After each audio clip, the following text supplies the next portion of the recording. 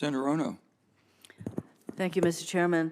Ms. Jorgensen, I commend the EU for its decision to reduce its dependence on Russian oil and to lend a lot more support for renewables. That's exactly what Hawaii is doing. It's going to take all of us to stop the Russians.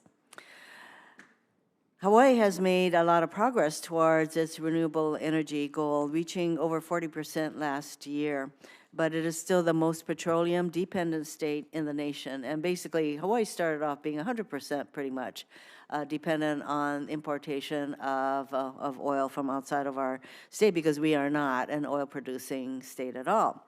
So after Russia's invasion, people in Hawaii faced high prices at the gas pump and on their energy bills. Not the only state to have that experience, but with Hawaii with increases of 10 to 20% due to the use of oil to generate electricity.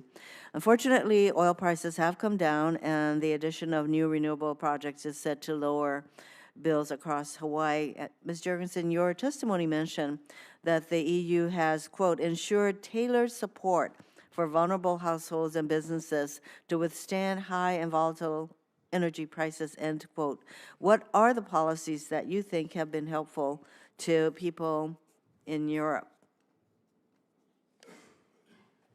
Thank you, Senator. Indeed, households and businesses across the European Union were faced with extremely high energy prices during this crisis over the last year since the war and before the war, as Russia was starting to weaponize energy. Yes. And bring up prices. We've put in place a series of measures. First of all, given flexibility, given room for member states to support some of their industries with the very, very high energy prices. We have created fiscal space to compensate consumers, both households and businesses, through a revenue cap and electricity generation and through a solidarity contribution. So we have created instruments at European level, common European instruments, that gives room for member states to provide the compensation and help households. One of the issues we're seeing in this energy crisis is we, of course, need to maintain the incentives for demand reduction. Continued demand reduction is necessary for the European Union to remain energy secure. We need to act both on the demand and on the supply side. And so in order to do that, we have sought to design the measures in a way that did not take away the energy-saving incentives that high prices do constitute. So what role do you see for the additions of renewable energy in the European Union for reducing the level and volatility of energy prices in the future? We see a significant role for renewable energy in that context, again, both for our security of supply, for our resilience, and for our climate targets, our climate goals. We have already last year accelerated significantly the build-out of renewables in the European Union. A significant amount of gigawatt was added.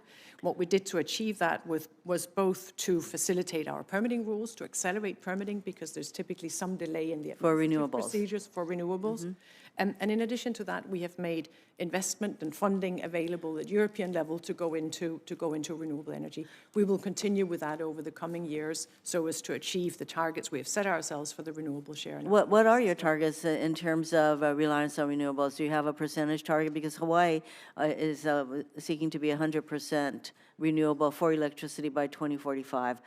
What are the EU's targets, percentage? We aim to have a 45% share of renewables in our energy mix by 2030. That's a proposal from the European Commission that's currently under discussion with our co-legislators. My best to you in achieving those targets. Thank you. Thank you, Mr. Chairman.